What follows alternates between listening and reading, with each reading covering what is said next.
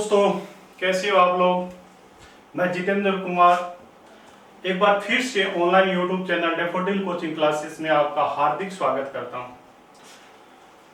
दोस्तों, हमने पिछली कक्षा के अंदर स्वतंत्रता के अधिकार के बारे में पढ़ा था और स्वतंत्रता के अधिकार के तहत हमने आर्टिकल 19 की बात कर ली थी। आज हम आर्टिकल 20, 21, 22 की बात करते हैं। ये स्वतंत्रता के अधिकार के तहत आर्टिकल 20, क्योंकि दोस्तों आर्टिकल 19 की बात हमने लास्ट कक्षा में कर ली थी। आज हम आर्टिकल 20 की बात कर रहे हैं। आर्टिकल 20 हमें क्या देता है, किस प्रकार का अधिकार देता है। आर्टिकल 20 जो है वो अपराधों को दोष सिद्धि के संबंध में संरक्षण प्रदान करता है। किसको?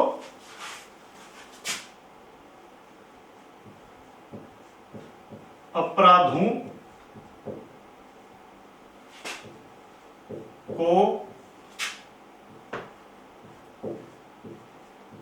दोष सिद्धि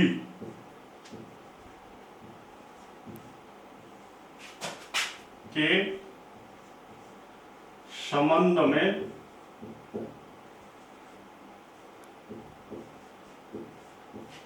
संरक्षण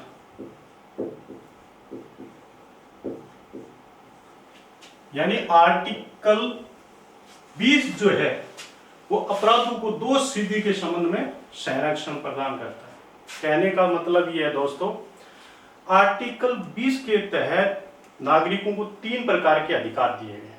कितने प्रकार के अधिकार दिए गए हैं? 3 प्रकार के अधिकार दिए गए हैं। इन अधिकारों की बात हम बाद में करते हैं। सबसे पहले ये देखते हैं कि ये जो अपराध शब्द आया है, कौन सा शब्द? अपराध शब्द। अपराध किसे कहते हैं? क्या हर गलत कार्य अपराध है? जी। अपराध हम किसे मानेंगे? ऐसी कोई घटना या आपके द्वारा किया गया ऐसा कोई कार्य जिसके लिए कानून में सजा का प्रावधान है, दंड का प्रावधान है, वो कार्य या घटना क्या कहलाती है? अपराध कहलाती है। मतलब कि आप कोई ऐसा काम करते हैं जिसके लिए हमारे कानून के अंदर, संविधान के अंदर क्या है? सजा का प्रावधान है, तो वो कार्य क्या है? अपराध माना जाता है। जैसे आपने हत्या कर दी, क्या कर दी? हत्या कर दी। तो अब हत्या के लिए हमारे कानून के अंदर सजा का प्रावधान है, इसलिए हत्या क्या होगी? एक अपराध हो गया। हत्या को हम क्या कहेंगे? एक अपराध कहेंगे। चोरी, डकैती, इनके लिए हमारे कानून के अंदर क्या है? सजा का प्रावधान है, इसलिए ये क्या है? अपराध आते हैं। अब दूसरा उदाहरण देखते हैं कि एक कास्ट का लड़का दूसरी कास्ट की लड़की से शादी कर लेता है। हमारी समाज की दृष्टि से ये अपराध माना जाता है, समाज के लोग इसे अपराध मानते हैं, लेकिन क्या इसके लिए कानून में सजा का प्रावधान है? नहीं है। तो ये कार्य जो है वो अपराध नहीं होगा, जबकि हत्या क्या कहलाएगी? अपराध कहलाएगी। तो ऐसी घटना या कार्य को हम अपराध कहेंगे जिसके लिए हमारे कानून में दंड का प्रावधान हो। तो ये तो था अपराध के बारे में। अब हम बात करते हैं कि आर्टिकल 20 में जो हमें 3 प्रकार के अधिकार दिए गए हैं उनके बारे में। दोस्तों, ये आर्टिकल 20 के अंदर जो 3 अधिकार दिए गए हैं ये प्राकृतिक न्याय पर आधारित है। किस पर आधारित है? प्राकृतिक न्याय पर आधारित है। प्राकृतिक न्याय पर आधारित है, इसलिए हम कहते हैं कि आर्टिकल 20 जो है वो राष्ट्रीय आपातकाल के दौरान भी भंग नहीं किया जा सकता, समाप्त नहीं किया जा सकता। यानी आर्टिकल जो 19 है वो राष्ट्रीय आपातकाल के दौरान सबसे पहले समाप्त होता है, लेकिन आर्टिकल 20 और 21 जो है वो समाप्त नहीं होते हैं, चाहे भले ही राष्ट्रीय आपातकाल क्यों ना लागू हो। तो हमें जो आर्टिकल 20 के तहत जो 3 अधिकार मिले हैं वो किस पर आधारित है? किस पर निर्भर करते हैं? प्राकृतिक न्याय पर निर्भर करते हैं, इसलिए राष्ट्रीय आपातकाल के दौरान इन्हें समाप्त नहीं किया जा सकता। अब देखते हैं दोस्तों, ये जो 3 हमें अधिकार दिए गए हैं ये कौन कौन से हैं।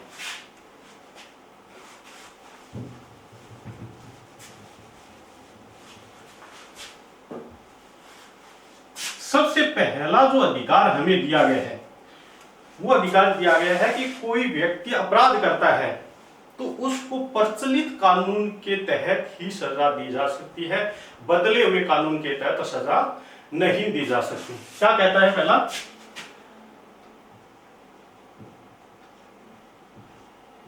व्यक्ति को प्रचलित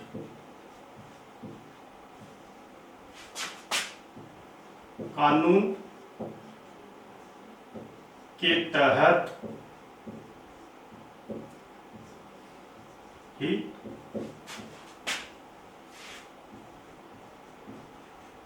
सजा दी जा सकती है।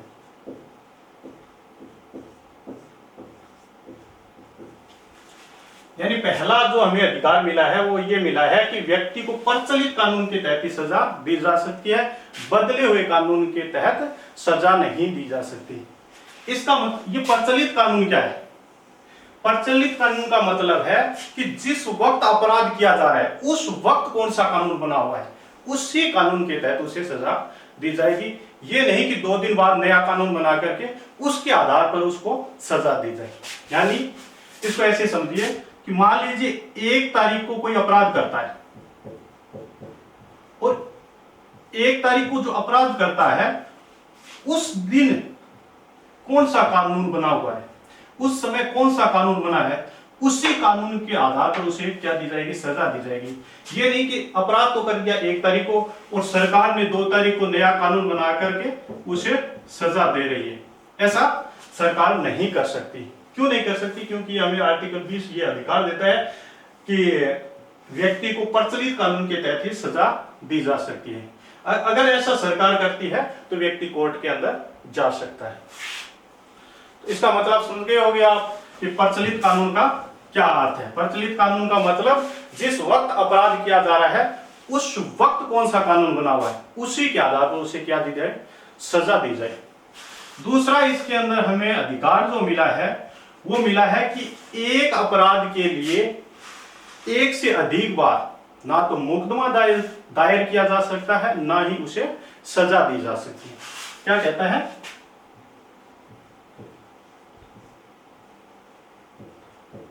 एक अपराध के लिए एक ही सजा, एक अपराध के लिए एक ही सजा। यानी आर्टिकल 20 जो है वो हमें इस प्रकार का भी अधिकार दे रखा है कि आपको एक अपराध के लिए एक बार ही दंडित किया जा सकता है। ये नहीं कि एक अपराध कर दिया उसके लिए बार बार उसे सजा दी जा रही, ऐसा नहीं कर सकता है। क्यों नहीं कर सकता? क्योंकि आर्टिकल 20 जो है वो इस बात के लिए मना करता है। तीसरा जो मौलिक अधिकार दे रखा है आर्टिकल 20 के अंदर वो है कि किसी भी व्यक्ति को स्वयं के विरुद्ध ना तो साक्ष्य बनाने के लिए बाध्य किया जा सकता है, ना गवाह बनाने के लिए बाध्य किया जा सकता है। यानी कहने का मतलब किसी भी व्यक्ति को स्वयं के ही मामले में अपने ही विरुद्ध बोलने के लिए या गवाह बनने के लिए, साक्ष्य बनने के लिए बाध्य नहीं किया जा सकता। क्या है तीसरा? व्यक्ति को स्वयं के विरुद्ध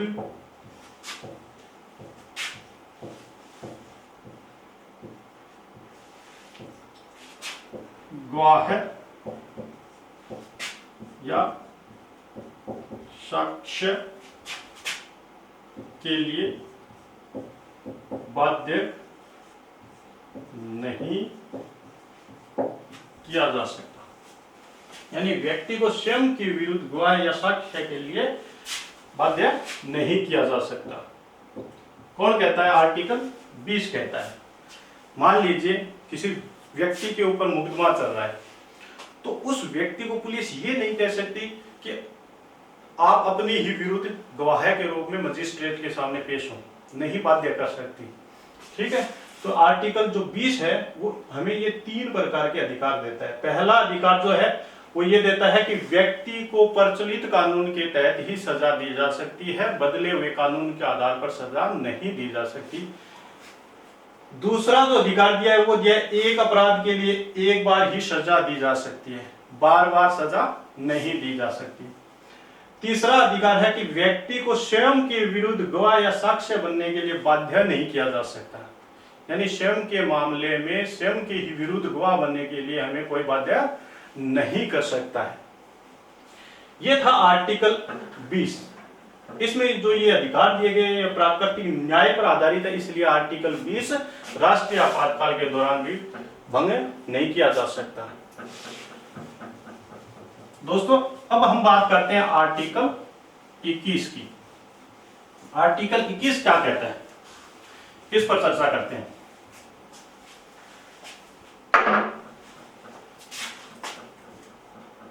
आर्टिकल 21। आर्टिकल 21 हमें किस प्रकार का अधिकार देता है उस पर बात करते हैं। दोस्तों आर्टिकल 21 जो है वो हमें प्राण और दैहिक स्वतंत्रता का अधिकार देता है। किसका अधिकार देता है? प्राण और दैहिक स्वतंत्रता का। प्राण और दैहिक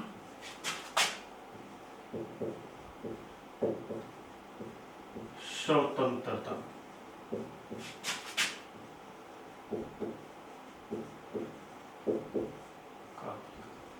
प्राण और दैहिक स्वतंत्रता का अधिकार हमें कौन देता है? आर्टिकल 21 देता है। दोस्तों इसे सामान्यतः हम जीवन का आधार भी अधिकार भी कहते हैं। किसका अधिकार? जीवन का अधिकार।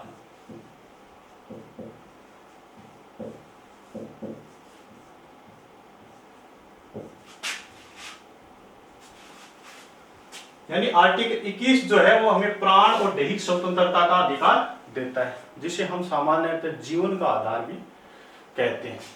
इसका मतलब ये हुआ दोस्तों कि कोई भी राज्य किसी भी व्यक्ति को मार नहीं सकता, यानी उसके प्राण नहीं ले सकता, उसके जीवन को समाप्त नहीं कर सकता किसी भी परिस्थिति में। तो फिर सवाल ये उठता है कि फिर मृत्यु दंड क्यों दिया जाता है? क्या मृत्यु दंड दिया जाता है तो जीवन नहीं छीना जाता है? तो इसमें कहा गया है कि राज्य किसी भी व्यक्ति को विधि की स्थापित प्रक्रिया के बिना प्राण और दैहिक स्वतंत्रता से वंचित नहीं रख सकता। कहने का मतलब विधि की स्थापित प्रक्रिया, इसको सरल भाषा में ऐसे समझिए, कानूनी प्रक्रिया के द्वारा या न्यायिक प्रक्रिया के द्वारा तो मृत्यु दंड दिया जा सकता है, यानी इस अधिकार को छीना जा सकता है। इसके अलावा किसी भी परिस्थिति में राज्य जो है वो इस अधिकार को हमसे नहीं छीन सकता, यानी हमें मार नहीं सकता, हमारे प्राण नहीं ले सकता। इसके अलावा हम बात करते हैं जीवन के आधार पर, यानी जीवन का जो ये अधिकार दिया गया है, इसको लेकर के एक विवाद आता है सन 1978 के अंदर। क्या आता है? एक विवाद आता है सन 1978 में, और उस वाद का नाम है मेनका गांधी बनाम भारत संघ। क्या कौन सा विवाद आया था? मेनका गांधी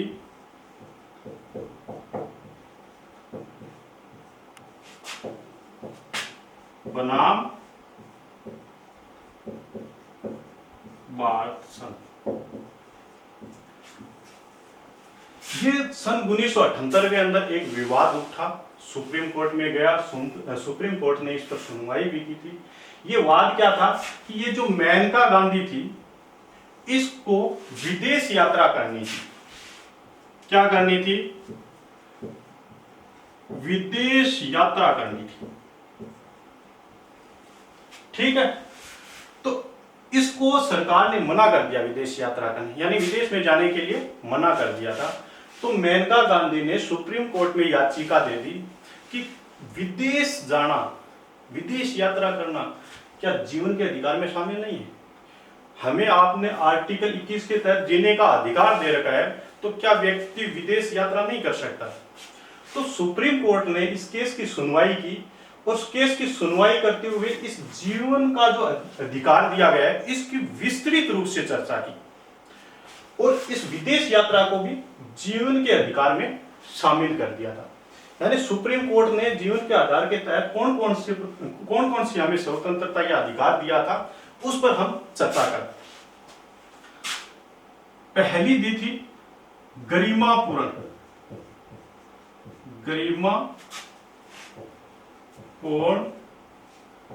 जीवन जीने का अधिकार, यानी सुप्रीम कोर्ट ने इस केस की सुनवाई करते हुए जीवन का जो आधार है, जीने का जो अधिकार दिया गया है, इसकी सुनवाई की और इसकी विस्तृत व्याख्या करते हुए कहा था कि गरिमापूर्ण जीवन जीने का अधिकार नागरिकों को दिया जाता है। इसका मतलब क्या हुआ? इसका मतलब यह है कि सुप्रीम कोर्ट ने कहा कि प्रत्येक नागरिक को, प्रत्येक व्यक्ति को जीने का अधिकार है, लेकिन सिर्फ जीने का अधिकार नहीं। जीने के अधिकार का सही मायनों में अर्थ ये होता है कि गरिमापूर्ण जीवन जिया जाए। गरिमा का मतलब होता है समान, सम्मान के साथ जीवन जिया जाए, वो जीने के अधिकार में क्या है, शामिल आता है। तो इसी आर्टिकल 21 में जीवन के अधिकार के तहत हमें कौन सा अधिकार दिया गया है? गरिमापूर्ण जीवन जीने का अधिकार दिया गया है। पहले ये नहीं था, 1978 के बाद ये बात कोर्ट ने इसमें जोड़ी थी। इसके अलावा कौन सा अधिकार दिया है? गरिमापूर्ण जीवन जीने का अधिकार दिया गया है, जीवन रक्षा का अधिकार दिया गया है, जीवन रक्षा का अधिकार दिया गया।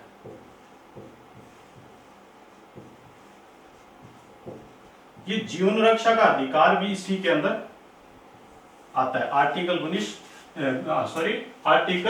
21 के अंदर। जीवन रक्षा का अधिकार क्या होता है, इसको समझते हैं। दोस्तों, आपने ऊपर पढ़ा था आर्टिकल 20 के अंदर या आर्टिकल 21 के अंदर कि राज्य हमारा किसी भी परिस्थिति में प्राण नहीं ले सकता। ठीक है, ये बात हमें कौन कहता है? आर्टिकल 21 कहता है, अधिकार दे दिया हमें।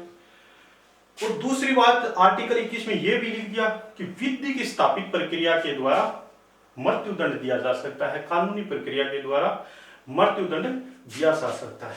एक तो तरीका समझ में आ गया कि मृत्युदंड के द्वारा हमारे ये अधिकार है वो छीना जा सकता है, लेकिन यह समझ में नहीं आता कि पुलिस इनकाउंटर करती है तो क्या इनकाउंटर में किसी की जान जाती है तो एक प्रकार से जीवन को ही छीना जा रहा है। तो क्या पुलिस को इनकाउंटर करने का अधिकार है क्या? इसका जवाब यह है, पुलिस को इनकाउंटर करने का कोई अधिकार नहीं है, पुलिस इनकाउंटर नहीं कर सकती है। लेकिन ये जो बात लिखी गई है ना, जीवन के अधिकार के तहत जीवन रक्षा का अधिकार, इसका मतलब यह है कि अगर मेरे को कोई मारने आता है तो मैं अपनी रक्षा में अगले की हत्या भी कर दूं तो वह अपराध नहीं माना जाता है। और आपने ये भी सुना होगा कि इनकाउंटर करने के बाद पुलिस का एक ही जवाब रहता है, क्या? कि सामने वाले ने हम पे हमला किया, अपने बचाव में हमने गोलियां चलाई, अगला मारा गया। यह है हमारा जीवन रक्षा का अधिकार। इस अधिकार के तहत इनकाउंटर करती है वो।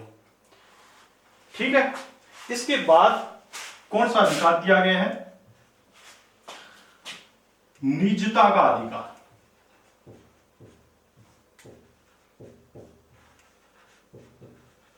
ये क्या है दोस्तों? निजता का अधिकार। निजता क्या चीज है? सबसे पहले ये देखते हैं, ये पीछे काफी चर्चा में भी रहा था और आगे आने वाले एग्जामों के लिए ये इंपॉर्टेंट भी है। निजता क्या होती है? Privacy, right to privacy.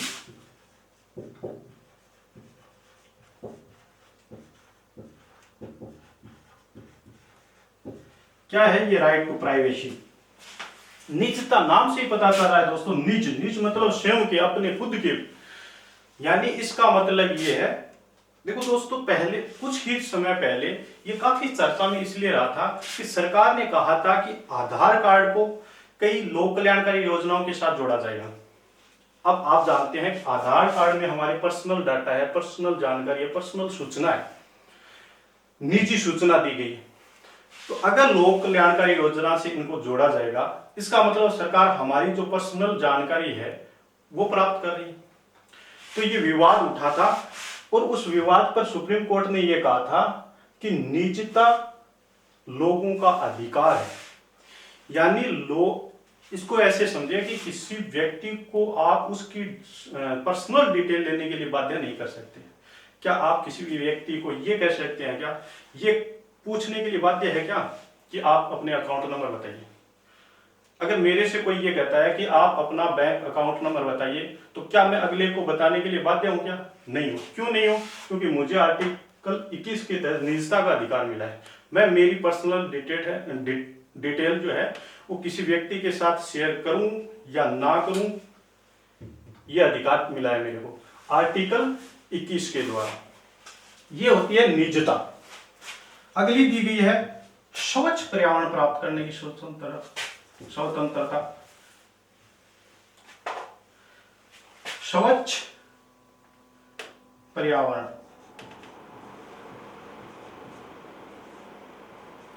प्राप्त करने की स्वतंत्रता।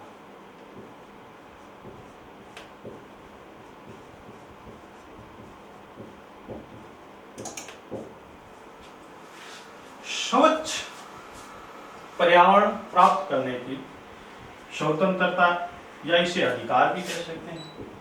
ये भी हमारा एक क्या है? अधिकार है। ठीक है दोस्तों, ये भी क्या है? एग्जाम की दृष्टि से इंपॉर्टेंट है, क्योंकि आपने देखा होगा आजकल जो एग्जाम होते हैं उनमें पर्यावरण से संबंधित जो भी क्वेश्चन आते हैं वो बहुत ही स्टिक आते हैं और इम्पोर्टेंट भी होते हैं और आते भी बहुत ज्यादा है पर्यावरण से संबंधित प्रश्न। तो ये स्वच्छ पर्यावरण प्राप्त करने का जो हमें अधिकार दिया गया है वो भी किस में दिया गया है? आर्टिकल 21 के तहत ही मिला है। कहने का मतलब ये दोस्तों कि ये राज्य का दायित्व बनता है कि वो अपने नागरिकों को एक स्वच्छ पर्यावरण उपलब्ध कराए। अगर स्वच्छ पर्यावरण उपलब्ध नहीं कराता है तो नागरिकों की जो जीवन की अवधि है वो क्या होगी? कम होगी। इसका मतलब वो क्या ले रहा है? प्राण और दैहिक स्वतंत्रता का जो अधिकार है वो समाप्त कर रहा है। तो ये राज्य का दायित्व बन जाता है कि वो नागरिकों को स्वच्छ पर्यावरण उपलब्ध करवाए। स्वच्छ पर्यावरण प्राप्त करने का नागरिक का क्या है? अधिकार है आर्टिकल 21 के तहत। अगली हम बात करते हैं शयन का अधिकार। शयन का अधिकार, ये शयन का अधिकार भी हमें किसके तहत मिला है? आर्टिकल 21 के तहत दिया गया। शयन का मतलब सोना, यानी नींद लेने का भी हमारा अधिकार है। यानी आपको कोई मान लिया आपने गलत काम कर दिया, पुलिस आपको पकड़ के ले जाती है, तो ये नहीं है कि आपको 4 दिन तक सोने नहीं दे रही। नहीं, आप बोल सकते हो कि मुझे आर्टिकल 21 के तहत शयन का अधिकार है, नींद लेने का अधिकार है, मैं सो सकता हूं। आपको कोई मना नहीं करता, क्योंकि सोने का आपके पास क्या है? अधिकार है। नींद लेने का आपके पास क्या है? अधिकार दिया गया। इसके अलावा सौंदर्य प्रतियोगिता, सौंदर्य प्रतियोगिता में भाग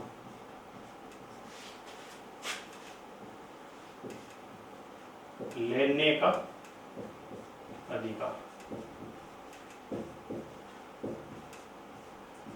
इसके अलावा सौंदर्य प्रतियोगिता में भाग लेने का भी क्या दिया गया? आर्टिकल 21 के तहत अधिकार दिया गया।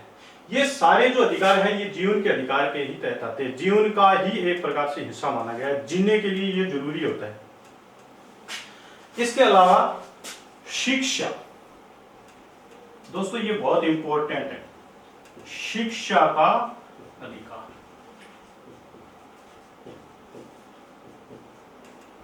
यानी शिक्षा का जो अधिकार मिला वो भी आर्टिकल 21 के तहत ही मिला। यानी 6 से 14 वर्ष के बच्चों को जो शिक्षा का अधिकार दिया गया है, अनिवार्य और निःशुल्क रूप से प्राथमिक शिक्षा प्राप्त करने का जो अधिकार दिया गया है वो भी किसमें? आर्टिकल 21 के अंदर आता है। यानी आर्टिकल 21 में शिक्षा को जीवन का क्या मानना है? भाग मानना है। इस आर्टिकल को लेकर के अटल बिहारी वाजपेयी की जो सरकार थी ना, उस सरकार ने क्या किया? संविधान में जब सुप्रीम कोर्ट ने यह कह दिया कि शिक्षा जीवन का ही अंग है, यानी जीवन के आधार का ही भाग है, तो अटल बिहारी जी की जो सरकार थी उसने क्या किया? इसको आधार मानते हुए 86वां संविधान संशोधन कर दिया सन 2002 के अंदर। छियासीवां संविधान संशोधन सन 2002 के अंदर किया था अटल बिहारी वाजपेयी की सरकार ने, ठीक है। और ये संशोधन करके संविधान के अंदर आर्टिकल 21 क जोड़ दिया। कौन सा आर्टिकल जोड़ दिया? आर्टिकल 19 क जोड़ा था। किस संविधान संशोधन के तहत जोड़ा गया था? 86वां संविधान संशोधन 2002 के द्वारा जोड़ा गया था। उस समय प्रधानमंत्री कौन थे? अटल बिहारी वाजपेयी जी थे, ठीक है दोस्तों। यानी 86वें संविधान संशोधन के द्वारा आर्टिकल 21 क जोड़ करके और इसके अंदर शिक्षा को मौलिक अधिकार बना दिया था। शिक्षा को मौलिक अधिकार बना दिया और इसमें लिख दिया कि 6 से 14 वर्ष के प्रत्येक बालक बालिका को निःशुल्क और अनिवार्य रूप से प्राथमिक शिक्षा प्राप्त करने का क्या है? कानूनी अधिकार दिया जाता है। यह बात किस में लिख दी? आर्टिकल 21 क में लिख दी गई थी। यानी 6 से 14 वर्ष के प्रत्येक बालक बालिका को निःशुल्क यानी फ्री के अंदर और अनिवार्य रूप से प्राथमिक शिक्षा यानी पहली से 8वीं कक्षा की शिक्षा जो है वो प्राथमिक शिक्षा के अंदर आती है। इस प्राथमिक शिक्षा को प्राप्त करने का अधिकार दिया गया है आर्टिकल 21 के तहत। आर्टिकल 21 जो है वो 86वें संविधान संशोधन 2002 के द्वारा जोड़ा गया था। और इस कानून इसको लागू करने के लिए आरटीई 2009 ये कानून बनाया गया था। आरटीई का फुल फॉर्म होता है right to education. Right to education 2009 शिक्षा का अधिकार अधिनियम 2009 जो है ये बनाया गया था। और इसके द्वारा 6 से 14 वर्ष के बच्चों को क्या दे दी गई? शिक्षा, प्राथमिक शिक्षा प्राप्त करने का अधिकार दे दिया गया था। ये कानून 2009 में बन गया था, लेकिन ये लागू होता है 1 अप्रैल 2010 को। जम्मू कश्मीर को छोड़कर संपूर्ण भारत में ये 1 अप्रैल 2010 को लागू हो गया था। दोस्तों ये यहां से क्वेश्चन आने की पूरी संभावना है। ये इंपॉर्टेंट है एग्जाम की दृष्टि से कि सबसे पहले क्वेश्चन तो ये कर सकते हैं कि शिक्षा को मौलिक अधिकार का दर्जा कौन सा आर्टिकल देता है? आर्टिकल 21 का देता है। दूसरी बात, आर्टिकल 21 क संविधान में कब जोड़ा गया? 86वें संविधान संशोधन 2002 के द्वारा जोड़ा गया था, यानी सन 2002 में इसे जोड़ दिया गया था। अगला क्वेश्चन आता है कि 6 से 14 वर्ष के प्रत्येक बालक बालिका को प्राथमिक शिक्षा अनिवार्य और निःशुल्क रूप से प्राप्त करने का अधिकार कौन सा आर्टिकल देता है? आर्टिकल 21 का देता है। कौन से कानून के तहत दिया गया? आरटीई राइट टू एजुकेशन शिक्षा का अधिकार अधिनियम 2009 जो लागू होता है 1 अप्रैल 2010 को। जम्मू कश्मीर को छोड़कर ये पूरे भारत में लागू कर दिया गया था। ये था आर्टिकल 21 और आर्टिकल 21 क जिसके तहत हमें ये अधिकार प्राप्त है। अब बात करते हैं दोस्तों अगले आर्टिकल की। आर्टिकल 22। दोस्तों इसमें एक बात और बता देता हूं आपको कि जो आर्टिकल 20 और आर्टिकल 21 जो है ये कभी समाप्त नहीं किए जा सकते। यानी राष्ट्रीय आपातकाल के दौरान भी इसे समाप्त नहीं किया जा सकता। क्यों नहीं किया जा सकता? क्योंकि ये प्राकृतिक न्याय पर आधारित है, इसलिए इनको समाप्त नहीं कर सकते। ये अनिवार्य होता है लोगों के लिए। दूसरी बात, आर्टिकल जो 19 है ये राष्ट्रीय आपातकाल के दौरान सबसे पहले समाप्त किया जाता है। ये तो सबसे पहले समाप्त किया जाता है, सबसे पहले मार इसी को पड़ती है। ये किसी भी परिस्थिति में समाप्त नहीं किया जा सकता। ये आर्टिकल किया जा सकता है केवल एक तरीके से, विधि की स्थापित प्रक्रिया के द्वारा, यानी कानूनी प्रक्रिया के द्वारा इसे समाप्त किया जा सकता है, बाकी नहीं किया जा सकता। यानी राष्ट्रीय आपातकाल के अंदर इन्हें समाप्त नहीं किया जा सकता। इसके अलावा इसमें एक शब्द आता है, मैं बार बार बोल रहा हूं कि विधि की स्थापित प्रक्रिया के द्वारा व्यक्ति को मृत्युदंड दिया जा सकता है। ये विधि की स्थापित प्रक्रिया क्या है, इसको देखते हैं पहले। विधि की स्थापित प्रक्रिया, विधि की स्थापित प्रक्रिया क्या होती है? ये विधि की स्थापित प्रक्रिया, सबसे पहले तो ये जान लें कि ये विधि की जो स्थापित प्रक्रिया की जो अवधारणा है, ये हमने जापान से ली थी। कहां से ली थी? जापान से ली थी। जापान के संविधान से हमने विधि की स्थापित प्रक्रिया ग्रहण की थी। इसका मतलब ये होता है कि जिस देश के अंदर संविधान सबसे शक्तिशाली होता है और सारे कार्य संविधान के अनुरूप किए जाते हो, वहां कौन सी प्रक्रिया मानी जाती है? विधि की स्थापित प्रक्रिया मानी जाती है। और भारत में भी ये भारत के अंदर सबसे बड़ा कानून कौन क्या होता है? संविधान। संविधान ही हमारे देश का सबसे बड़ा कानून है और सारे कार्य उसी के अकॉर्डिंग हो रहे हैं। तो जिस देश के अंदर संविधान सबसे शक्तिशाली होता है और सारे कार्य संविधान के अनुरूप किया जाता है, उस प्रक्रिया को हम क्या कहते हैं? विधि की स्थापित प्रक्रिया कहते हैं। और भारत ने विधि की स्थापित प्रक्रिया जापान के संविधान से ग्रहण की है। इसे हम सामान्य भाषा में ये कहते हैं कानूनी प्रक्रिया या न्यायिक प्रक्रिया। ठीक है दोस्तों, इसके द्वारा तो मृत्युदंड दिया जा सकता है, अदरवाइज हमारा आर्टिकल 21 जो है वो नहीं समाप्त किया जा सकता। अब बात करते हैं आर्टिकल 22 की।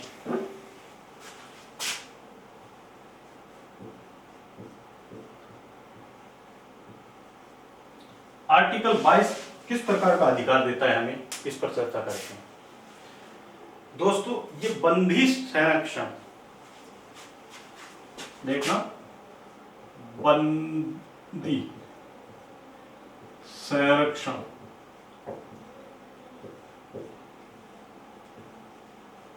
और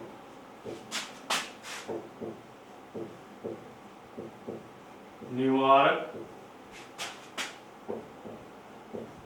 निरोधक कानून, निवारक निरोधक कानून से संरक्षण।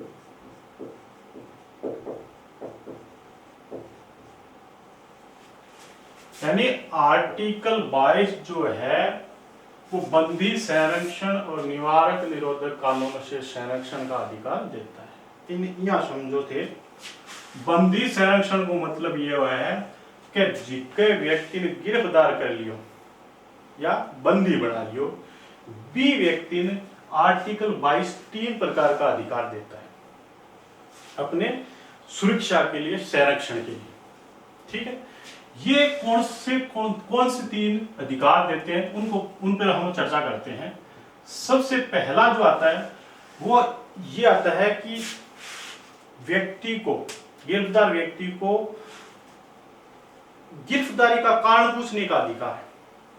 अगर मेरे को पुलिस गिरफ्तार करने आती है तो मैं ये पुलिस से पूछ सकता हूं कि मुझे किस जुर्म में, किस कारण से गिरफ्तार किया जा रहा है।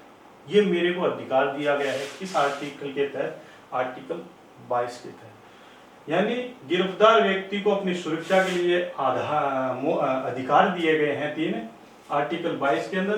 पहला ये कि वो गिरफ्तारी का कारण पूछ सकता है कि मुझे किस कारण से गिरफ्तार किया जा रहा है। पहला अधिकार कौन सा दिया गया है?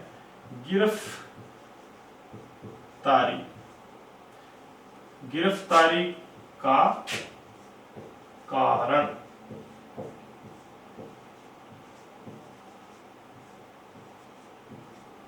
पूछने का अधिकार।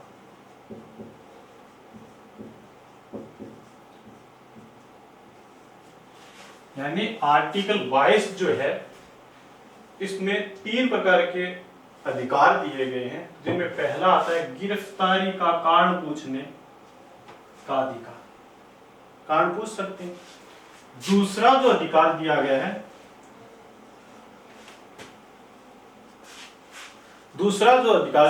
है, वो दिया गया है कानूनी सलाह लेने का अधिकार।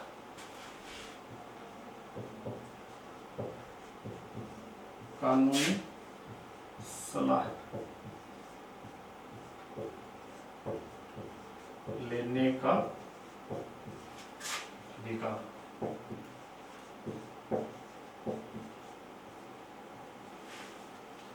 तीसरा जो दिया गया है वो दिया गया है 24 घंटे में मजिस्ट्रेट के समक्ष प्रस्तुत करने का अधिकार।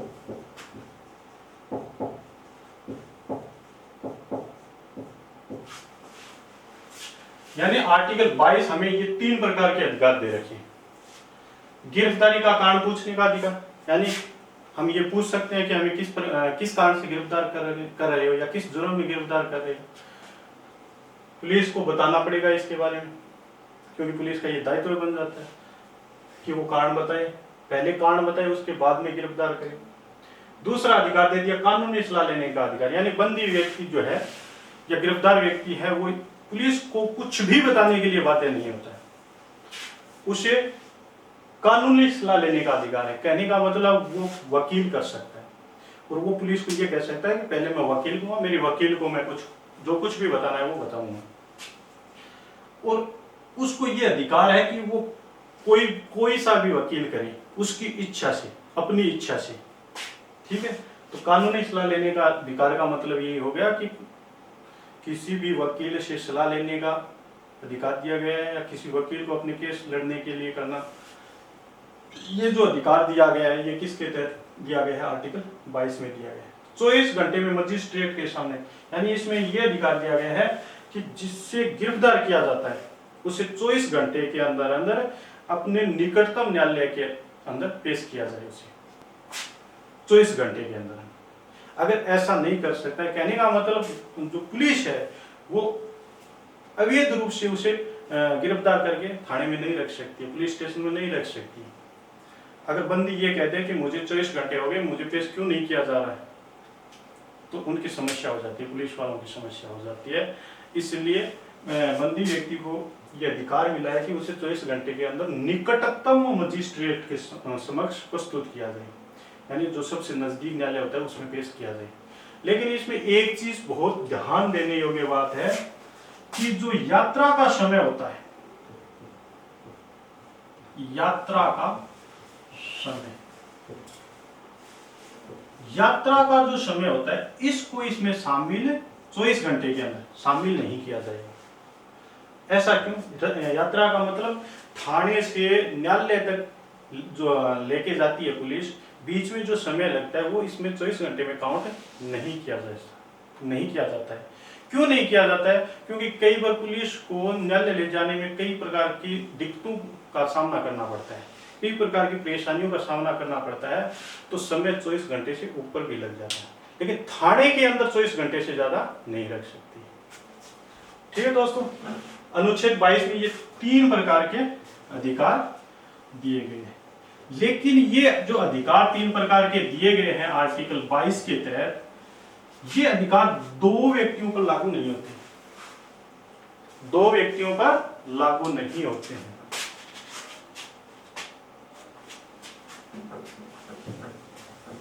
वो 2 कौन कौन से हैं उस पर चर्चा करते हैं। पहला, शत्रु देश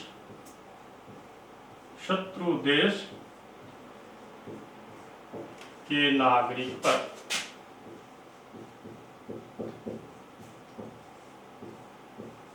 शत्रु देश के नागरिक पर ये 3 जो कानून बताए हैं वो लागू नहीं होते हैं। अधिकार जो बताए हैं, 3 अधिकार जो बताए हैं वो लागू नहीं होते हैं। दूसरा, निवारक निरोधक कानून,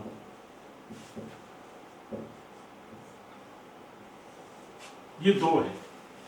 आर्टिकल 22 जो है इसके अंदर 3 प्रकार के हमें अधिकार दिए थे, वो इन 2 पर लागू नहीं होता है। एक तो शत्रु देश के नागरिक पर, एक निवारक निरोधक कानून के तहत जिसे गिरफ्तार कर लिया गया है उस पर ये लागू नहीं होती। शत्रु देश का मतलब है कि भारत का जिन देशों के साथ युद्ध हुआ है, जैसे चीन है, पाकिस्तान है, ये हमारे क्या शत्रु देश है। इसका व्यक्ति जैसे पाकिस्तान का कोई व्यक्ति और भारत में गिरफ्तार हो जाता है और वो ये नहीं कह सकता कि हमें आर्टिकल 22 के तहत ये अधिकार मिला है, यानी उन पर वो लागू नहीं होता है। निवारक निरोधक कानून, देखो दोस्तों, ये कानून जो बनाए थे सरकार ने, ये बहुत ही कठोर कानून है। क्या है? कठोर कानून बनाए थे। क्यों बनाए थे? आतंकवादी जैसी गतिविधियों को रोकने के लिए सरकार ने इस प्रकार के कानून बनाए थे। यानी ये कानून जो है वो संसद भी बना सकती है और राज्य विधानमंडल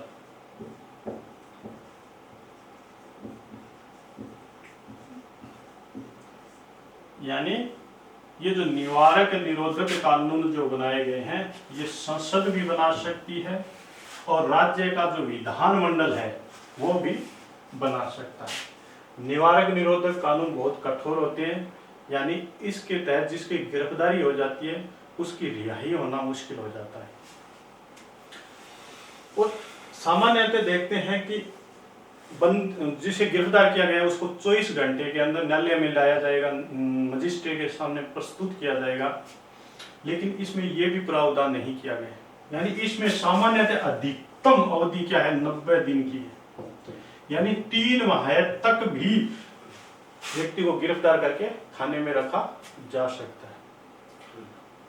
तो संसद ने कुछ कानून बनाए थे आतंकवादी जैसी गतिविधियों को रोकने के लिए, या हम ये कहें कि कई बार ऐसे केस आते हैं पुलिस के सामने जिसमें पुलिस अपराध होने का इंतजार नहीं कर सकती। हम ये भी कह सकते हैं कि निवारक निरोधक कानून जो है वो अपराध को रोकने के लिए भी बनाए गए हैं। ठीक है, यानी कई बार केस ये आते हैं कि पुलिस अपराध करने का इंतजार नहीं कर सकती। जैसे आतंकवादी केस ले लो, तो क्या पुलिस हाथ पर हाथ धर के बैठी रहेगी, इंतजार करेगी कि कोई आतंकवादी पहले बम ब्लास्ट करेगा उसके बाद गिरफ्तार करेगा? तो इस प्रकार की गतिविधियां ना हो, इसलिए शक के आधार पर पहले भी गिरफ्तार पुलिस कर सकती है। किस कानूनों के तहत? ये जो कानून बनाए हैं इसके द्वारा। इसलिए ये कठोर कानून बनाने पड़े और संसद ने कई कानून भी बनाए, उस कानूनों पे हम चर्चा करते हैं। दोस्तों, सन 1958 के अंदर एक कानून बना था, अफस्पा कानून। अफस्पा, इसे हिंदी में कहते हैं अफस्पा। ये बना था सन 1958 के अंदर। पहला जो कानून बनाया था अफस्पा कानून 1958 में बना था। ये कानून क्या है दोस्तों?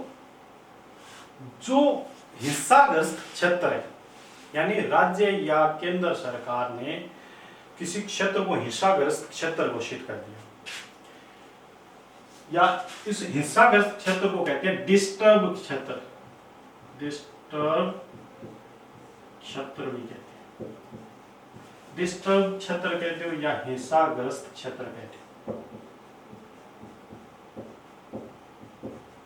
हिंसाग्रस्त क्षेत्र, ये कौन से क्षेत्र होते हैं? डिस्टर्ब क्षेत्र या हिंसाग्रस्त क्षेत्र, यानी जिन क्षेत्रों में धार्मिक, नस्लीय, जातीय, सामुदायिक आदि के आधार पर मतभेद होते हो, विवाद होते हो, ऐसे क्षेत्रों को राज्य या केंद्र क्या कर देता है? डिस्टर्ब क्षेत्र या हिंसाग्रस्त क्षेत्र घोषित कर देता है। और इन क्षेत्रों में फिर क्या करता है? एक स्पेशल फोर्स लगाता है, स्पेशल फोर्स लगा देता है। और ये जो स्पेशल फोर्स लगाई जाती है, इनमें विशेष अधिकार दिए जाते हैं। विशेष अधिकार जैसे बिना वारंट गिरफ्तार करने का अधिकार दे देते हैं, बिना वारंट सर्च वारंट किसी भी घर में तलाशी कर सकते हैं, या कोई कानून तोड़ता है तो उस पर फायरिंग कर सकते हैं। इस प्रकार के कुछ इन्हें विशेष अधिकार दिया जाता है। ये स्पेशल फोर्स कहाँ लगाई जाती है? डिस्टर्ब क्षेत्र या हिंसाग्रस्त क्षेत्र में लगाई जाती है, जहां पर बहुत ज्यादा हिंसा फैली हो या दंगे फसाद हुई हो। तो ये जो अफ्स्पा कानून है 1998 में बनाया गया था, हमारे जो पूर्वोत्तर राज्य है, असम है, मेघालय है, मणिपुर है, नागालैंड है, त्रिपुरा है, अरुणाचल प्रदेश है, इन क्षेत्रों को डिस्टर्ब क्षेत्र घोषित करके और ये कानून लगाया था, अफ्स्पा नाम का एक कानून लगाया था। और वहां पर सुरक्षा बलों को या सेना को अत्यधिक विशेष अधिकार दे दिए थे। और एक ऐसी घटना हुई 2000 के अंदर, सन 2000 के अंदर, नवंबर 2000 के अंदर, कि मणिपुर की बात है। मणिपुर ने के अंदर एक घटना हुई जिसमें 10 मासूम मारे गए थे। यानी स्पेशल जो फोर्स थी उसने फायरिंग की और उसमें 10 नागरिक मारे गए थे। तो आपने नाम सुना होगा इरोम शर्मिला। इरोम शर्मिला ये तो काफी चर्चा में भी रही थी, जिसने 16 वर्ष तक अनशन किया था। इरोम शर्मिला जो मणिपुर की थी, इसने ये घटना देखी और इस कानून के विपक्ष धरने पे बैठ गई, भूख हड़ताल पर बैठ गई थी नवंबर 2002 के अंदर। और अभी पीछे 16 साल के बाद इसने अपनी भूख हड़ताल तोड़ी थी, लेकिन ये कानून नहीं हटा था, सरकार ने कानून फिर भी नहीं हटाया। इसने 16 साल बाद ये हड़ताल तोड़ करके, भूख हड़ताल समाप्त करके चुनाव लड़ने का फैसला किया था। ठीक है, तो ये पूर्वोत्तर राज्यों के अंदर लगाया गया एक कानून है। इसके अलावा ये जम्मू कश्मीर में भी लगाया गया है, वर्तमान में जम्मू कश्मीर में भी ये लागू है। यानी हम ये कह सकते हैं वह अफ्स्पा जो कानून है वो वर्तमान में भारत के अंदर क्या है, लागू है। इसके बाद दूसरा जो कानून बनाया गया था, निवारक निरोधक का कानून, वो कौन सा है? मिश्रा कानून। मिश्रा कानून ये बना था सन 1971 के अंदर, और ये 77 में इसे क्या कर दिया गया, समाप्त। यानी कहने का मतलब ये वर्तमान में लागू नहीं है। ये क्या था मिश्रा कानून? ये 1971 में बनाया गया था, लेकिन इसका रियल रूप में प्रयोग जो है वो 1975 से 77 तक जो आंतरिक अशांति को लेकर के इंदिरा गांधी ने राष्ट्रीय आपातकाल लगाया था, उस दौरान इसका प्रयोग किया गया था। और दोस्तों, इंदिरा गांधी ने क्या किया, अपने विरोधी जो भी राजनेता थे या पत्रकार थे या सामाजिक कार्यकर्ता थे, उनको इस कानून के तहत जेल में डाल दिया गया। तब इस कानून का प्रयोग किया गया था। यह है मिश्रा कानून। अगली बात करते हैं तीसरी, NSA। यह बना था सन 1980 के अंदर। NSA यानी नेशनल सिक्योरिटी एक्ट, राष्ट्रीय सुरक्षा अधिनियम 1980 में बनाया गया था। इसके द्वारा सरकार को कुछ विशेष शक्तियां मिली थी। ये वर्तमान में लागू है। ठीक है, यानी इसमें ये शक्तियां मिल गई थी कि शक के आधार पर भी है वो व्यक्ति को गिरफ्तार किया जा सकता है। चौथा जो कानून बनाया था वो कानून था टाडा कानून, जो कब बनाया गया था, सन 1985 में बनाया गया था, और सन 1995 में इसे क्या कर दिया गया, समाप्त कर दिया। इसका मतलब ये कानून भी वर्तमान में लागू नहीं है। वर्तमान में सिर्फ ये दो कानून लागू है, मिश्रा कानून और टाडा कानून क्या कर दिया गया है, समाप्त कर दिया है। ये कानून, इसके बारे में जानते होंगे कि इसी कानून के तहत जो एक्टर है संजय दत्त, वो गिरफ्तार हुआ था। संजय दत्त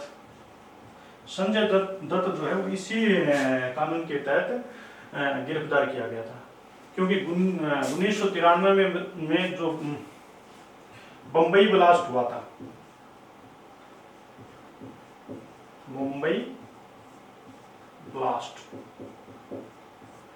1993 में जब मुंबई ब्लास्ट हुआ था, उस समय संजय दत्त के घर अवैध हथियार मिले थे, और उसी के आधार पर संजय दत्त को टाडा कानून के तहत क्या दिया गया, सजा दी गई थी।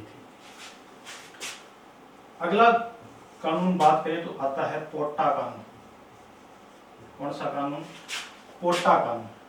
और ये जो पोटा कानून है ये 2002 के अंदर बनाया गया था, लेकिन जैसे ही मनमोहन सिंह की सरकार आई 2004 में इसे समाप्त कर दिया। पोटा कानून ये क्यों बनाया गया था? आपने सुना होगा 13 दिसंबर 2001 को संसद पर हमला हुआ था।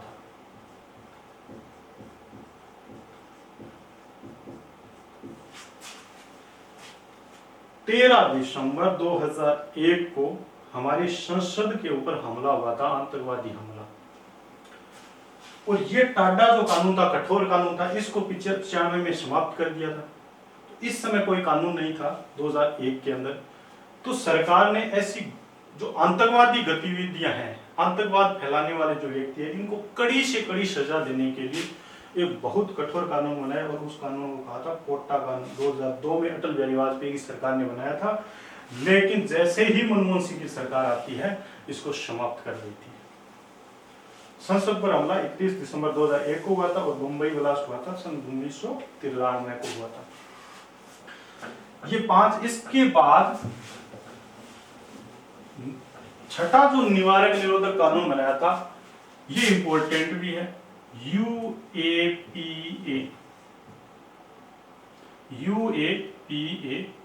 2019। दोस्तों ये एग्जाम की दृष्टि से इंपॉर्टेंट भी है। क्यों इंपॉर्टेंट है इसको देखते हैं। ये कानून बहुत पहले ही बन गया था, UAPA कानून, यानी गैर कानूनी गतिविधियां निवारण संशोधन अधिनियम बोलते हैं इसको संशोधन इसलिए कहते हैं कि ये कानून तो बहुत पहले ही बन गया था, 2004 के अंदर ये कानून बन गया था। लेकिन अभी 2019 के बाद, 2019 के अंदर जो चुनाव हुए थे, चुनाव के बाद जो नई सरकार आई, उस सरकार ने क्या किया, मोदी सरकार ने इसमें कुछ संशोधन कर दिया और संशोधन करके इसको और अधिक कठोर कर दिया। कहने का मतलब पहले इसमें किसी भी संगठन को आतंकवादी संगठन घोषित करने का अधिकार था, लेकिन अब ये कह दिया कि शक के आधार पर भी किसी भी व्यक्ति को आतंकवादी घोषित किया जा सकता है। तो UAPA जो कानून है ये बन तो गया था सन 2004 के अंदर, लेकिन अभी 2019 में मोदी सरकार ने क्या किया, इसमें कुछ संशोधन किया, प्रावधान किया और कुछ इसे अधिक कठोर बना दिया था और कठोर बना करके इसे अभी लागू कर दिया गया है। वर्तमान में ये लागू है। तो ये करंट की दृष्टि से इंपॉर्टेंट बन जाता है, इसको भी याद रखना। कौन सा? UAPA 2019 संशोधन इसलिए कहा था क्योंकि इसमें अभी 2019 के अंदर क्या किया गया, संशोधन किया गया है। तो दोस्तों ये था हमारा स्वतंत्रता का अधिकार। हमने आर्टिकल 19, 20, 21 और 22 को एक एक करके बहुत ही ध्यान से पढ़ा है। मैं आशा करता हूँ आपको अच्छी तरीके से समझ में भी आ गया होगा। दोस्तों आज के लिए बस इतना ही। आगे का जो अधिकार है, शोषण के विरुद्ध अधिकार, उस पर चर्चा हम नेक्स्ट क्लास के अंदर करेंगे। धन्यवाद।